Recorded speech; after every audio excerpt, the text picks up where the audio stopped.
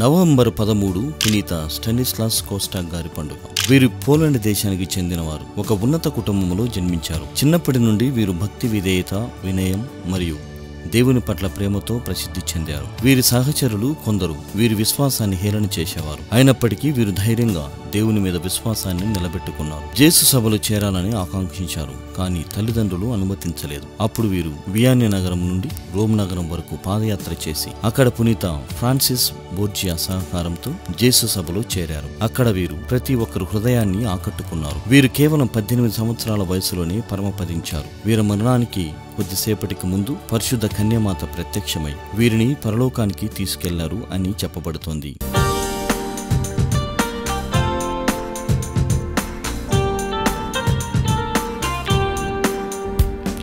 పునీత స్టానిస్లాస్ గారా మా కొరకు